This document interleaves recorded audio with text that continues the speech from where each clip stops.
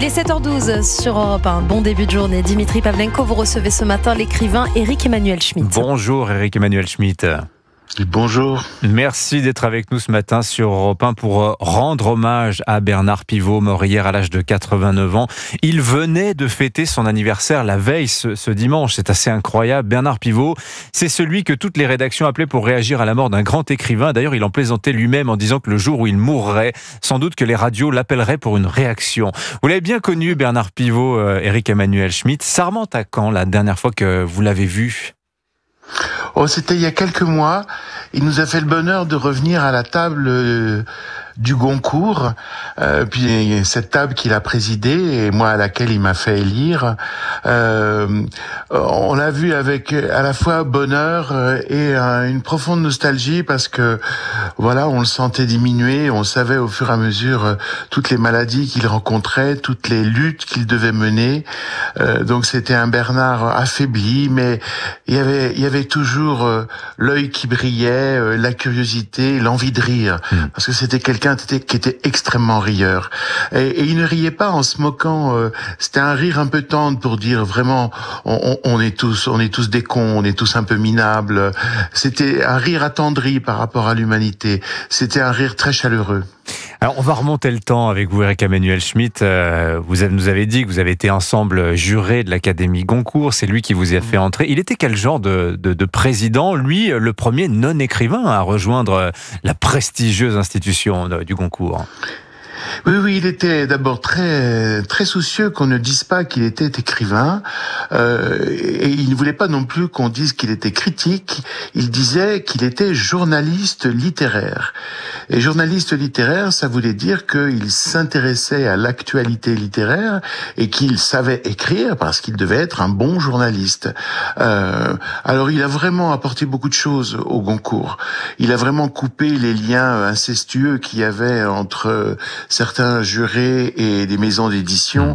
Il a vraiment nettoyé avec Françoise Chandernagor et Didier Decoing. Il a vraiment nettoyé le Goncourt. En fait, il l'a fait avec il s'est donné au concours plutôt qu'il n'a donné le Goncourt à lui-même, quoi. Il a voulu que ce soit propre. C'était un homme de devoir. C'était un homme qui ne s'aimait pas beaucoup lui-même, mais qui pouvait éventuellement aimer un peu de ce qu'il avait fait quand il pensait qu'il l'avait bien fait. C'était quelqu'un d'infiniment modeste. Il disait: je ne suis pas intelligent, je ne suis pas un intellectuel, je ne suis pas un écrivain.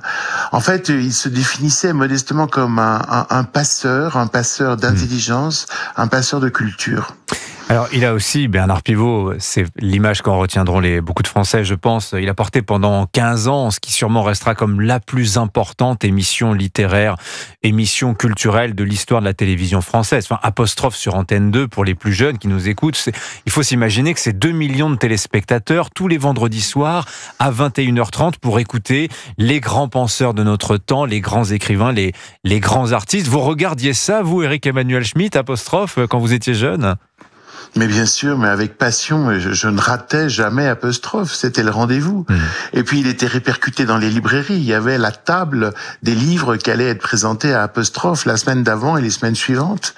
En fait, il inventait, avec cette émission, il inventait l'intellectuel à la télévision, il inventait aussi l'écrivain contemporain. Parce qu'au fond, moi je me souviens, j'étais un lycéen qui lisait les manuels de littérature, qui n'avait affaire qu'à des morts, et tout d'un coup, grâce à lui, je voyais qu'il y avait des écrivains vivants. Je pense que ça a même joué dans mon destin dès l'enfance. Il y avait des écrivains vivants, c'est beau ce que vous dites, Éric-Emmanuel Schmitt. Moi, ce qui me frappe aussi, quand on regarde apostrophe avec l'œil d'aujourd'hui, c'est qu'il y a un goût du débat. On se régalait des confrontations d'intellectuels, et c'était parfois violent, c'était parfois très dur, mais ça avait lieu. Oui, mais comme vous dites, c'est le débat, ce n'est pas le duel. Il y avait quand même, il y avait au milieu deux oreilles qui écoutaient. C'était Bernard Pivot et qui faisait en sorte que ça puisse rebondir. C'était vraiment l'échange d'idées, avec la noblesse de l'échange et la noblesse de la confrontation. C'est vrai qu'aujourd'hui, on est plutôt dans des affrontements sourds. Chacun gueule de son côté et aucun n'écoute l'autre. Là, il y avait la nécessité, ne serait-ce que pour être brillant et pour faire un mot d'esprit, d'écouter ce que disait son adversaire. Je voudrais, pour terminer cet entretien avec Emmanuel Schmitt, en hommage à Bernard Pivot, son célèbre questionnaire de Proust. Vous l'avez soumis, je crois.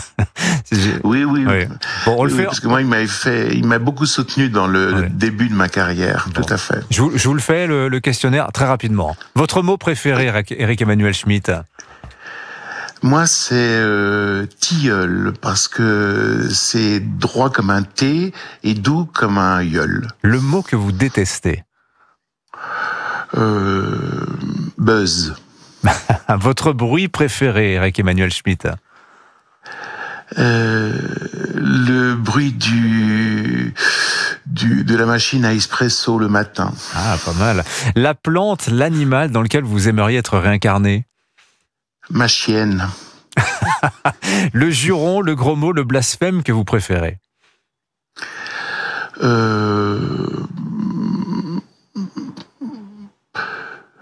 Pas facile. Mince. C'est mon seul accès à la minceur, je dis mince. Vous êtes d'une grande politesse. On vous imagine pas dire des grossièretés. Non, c'est vrai, je ne jure pas. Bon. Le métier que vous n'auriez pas aimé faire, Éric Emmanuel Schmitt? Greffier. Ah, un homme ou une femme pour un nouveau billet de banque? Vous avez le droit de dire Bernard Pivot. Hein. Merci. Merci de me l'avoir soufflé. Et enfin, cette dernière, c'était la question toujours, il y avait des réponses exceptionnelles. Si Dieu existe, Éric Emmanuel Schmitt, qu'aimeriez-vous après votre mort l'entendre vous dire? Il y a du monde qui t'attend. Merci beaucoup Éric Emmanuel Schmitt d'avoir été avec nous pour partager ces instants d'émotion à la mémoire de Bernard Pivot qui nous a donc quittés hier à l'âge de 89 ans. Je vous souhaite une excellente journée Éric Emmanuel Schmitt. Merci d'avoir été avec nous sur Europe 1 ce matin. Merci beaucoup.